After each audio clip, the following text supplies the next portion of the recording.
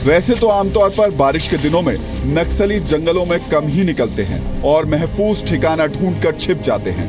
वो इतने चालाक हैं कि छोटी छोटी टुकड़ियों में बाहर निकलते हैं ताकि पुलिस को उनकी लोकेशन भी ना मिले और वो बिना किसी डर के जंगलों से अपना साम्राज्य चला सके। नक्सल प्रभावित इलाके में एक तरफ बीएसएफ और सुरक्षा बल सबसे पहले रहेंगे लड़ाई लड़ रहे हैं देश के लिए, यहाँ रहने वाले लोगों के लिए, तो दूसरी तरफ यहाँ के कुछ लोग भी हैं जो विकास को लेकर के एक बड़ी चुनौती के साथ में काम कर रहे हैं। और ऐसे ही एक सरपंच हैं पवार साहब मेरे साथ। पवार साहब, सबसे पहले तो मुझे बताइए कि इस इलाके में एक सरपंच के तौर पे काम करना जान भी मुश्किल में होती है और काम भी मुश्किल में होता है। सर, यहाँ जो काम करना सर बहुत बड़ी कठिनाई है। यहाँ क्या है, एक नक्सल प्रभावित एरिया है। यहाँ क्या है, हम जान से जोखिम लेकर हम काम करते हैं, यहाँ लोगों का सेवा कर रहे हैं। आप सरपंच हैं यहाँ पर, अभी कुछ वक्त पहले कुछ सरपंच को यहाँ पर मारा भी था नक्सलियों ने। आप विकास के काम में लगे हुए हैं, डर है, खौफ है इस बात का? सर, डर तो इसलिए डर नहीं है सर कि अभी हम भी चाहते हैं कि हम डंके के चोट से काम करें, देश की विकास करें, लोगों की सेवा करें।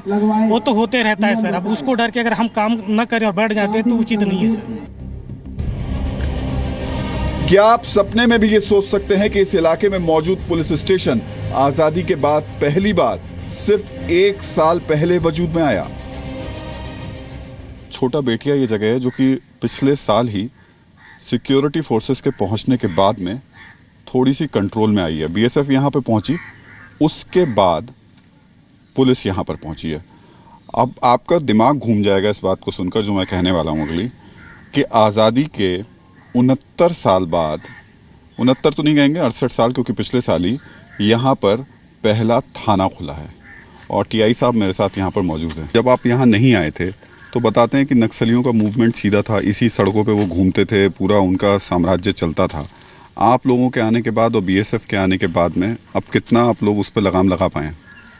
काफ़ी हद तक लगाम लग चुकी है, क्योंकि पहले नक्सली नदी इस पार कर आ जाते थे छोटे बिटिया में, और अचानक कभी कभार रात में आ जाते थे और चले जाते थे।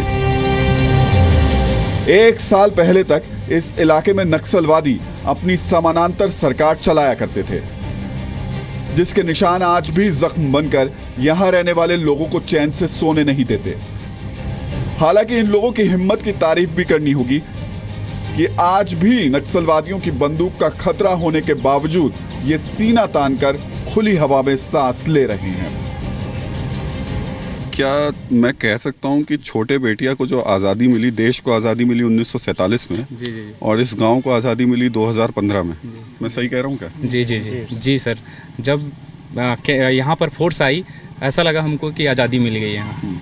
जी, जो मार्च 2015 से पहले लोग थे, हालांकि अभी भी होंगे, ना तो मैं पहचान पाऊंगा ना आप बताएंगे,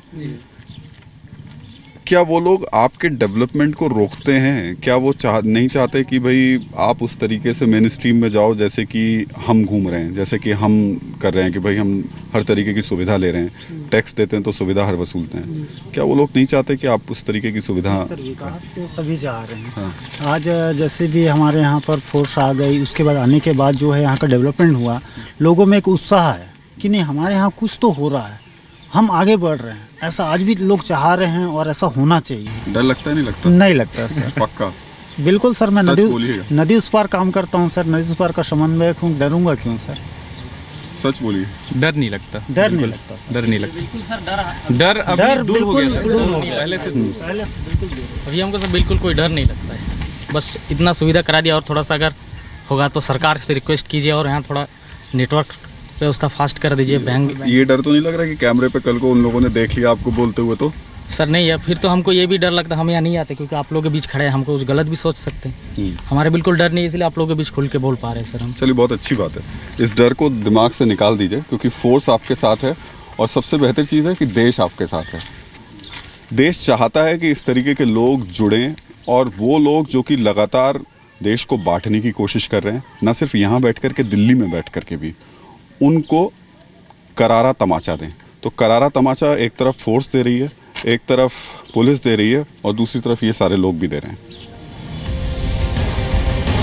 ऐसे इलाकों में अक्सर एक शिकायत ये होती है कि इन्हें मुख्य धारा में शामिल करने के लिए सरकार की तरफ से ठोस कदम नहीं उठाए जाते। लेकिन आज इन्हें इस बात की खुशी जरूर है कि धीरे धीरे ही सही इनके जीवन में सुविधाओं का अकाल खत्म होता जा रहा है। सर वही चाहिए, और छात्रावास के एक लड़की का छात्रावास चाहिए लड़की लोगों को पढ़ाई करने के लिए। आगे जंगल एरिया से नहीं आ पाते हैं लड़की लोग पढ़ाई करने के लिए। नक्सली हमेशा अपने एजेंडे के तहत गरीब और पिछड़े इलाकों में रहने वाले लोगों को आगे नहीं बढ़ने देना चाहते और इसके लिए अक्सर वो बंदूक और बमों का ही सहारा लेते हैं। ये देखिए, ये एक टावर लगाया गया था और कोशिश थी कि कम्युनिकेशन बढ़ेगा तो कम से कम डेवलपमेंट आगे बढ़ सकेगा, लेकिन इस टावर को नक्सलियों ने उड़ा दिया। इस तरीके की कई और चीज़ें भी आपको छत्तीसगढ़ के इस नक्सल प्रभावित इलाके में देखने को मिलती है, जहां नक्सली नहीं चाहते कि सड़क बने, जहां वो नहीं चाहते कि मोबाइल के टावर पहुंचे, क्योंकि वो जानते हैं कि अगर ये विकास की चीज़ें लोगों तक पहुंचनी शुरू होंगी तो जो एक उन्होंने आतंक बनाया हुआ है या जो उन्होंने अपना एक साम्राज्य कायम किया हुआ है वो टूटना शुरू हो जाएगा। लेकिन ये एक अच्छी बात है कि भारत की फर्स्ट लाइन ऑफ डिफेंस यानी बीएसएफ ने इस इलाके में ऐसा माहौल पैदा करने में कामयाबी हासिल की है जो नक्सलवादियों के आतंक को जड़ से खत्म करने में एक बड़ी उपलब्धि साबित हो सकती है।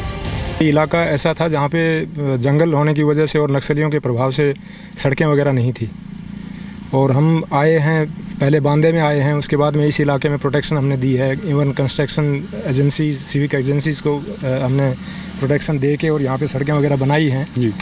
उसी दौरान हमने साथ साथ अपने आप को स्थापित भी किया है। हमारी जैसे पोस्ट बनाई है हमने, कोरेनार बीओपी ये सीओपी बनाई है हमने, तो ये पोस्टें हमने लगाई हैं। इसके अलावा हम इससे आगे भी इरपनार एरिया पड़ता है हमारा यहाँ से तकरीबन 8 किलोमीटर, उसको भी हमने अपने इलाके के अंदर कायम किया हुआ है काफ़ी दबदबा, और नक्सल्स का इस इलाके में काफ़ी हद तक हमने मूवमेंट जो है वो रोक दिया है। बट तकलीफ़ें यहाँ नदी नालों की वजह से काफ़ी हैं, अभी भी कलवर्ट्स वगैरह बन रहे हैं, और जैसे ये कोरेनार पोस्ट है इसके तकरीबन 4 किलोमीटर आगे तक सड़क बनी है, उसके आगे फिर रोडें नहीं हैं। ये ऐसे दुर्गम इलाके हैं जहां आना कुछ क्रांतिकारी पत्रकारों के लिए जान जोखिम में डालने जैसा है, लेकिन जी न्यूज के पत्रकारों के लिए देश हित में रिपोर्टिंग करना सिर्फ एक जॉब नहीं बल्कि एक जुनून है। हम उसी जुनून के साथ आगे भी काम करते रहेंगे, फिर चाहे इसके लिए जी न्यूज की टीम को कश्मीर से लेकर कन्याकुमारी तक क्यों ना ग्राउंड रिपोर्टिंग करनी पड़े। हम आपसे वादा करते हैं कि आने वाले दिनों में भी आपको जी न्यूज पर इस तरह की रिपोर्टिंग देखने को मिलती रहेगी, क्योंकि हम देश की फिक्र करते हैं। कैमरामैन गोपाल सिंह के साथ राहुल सिन्हा, जी मीडिया, गढ़चिरौली।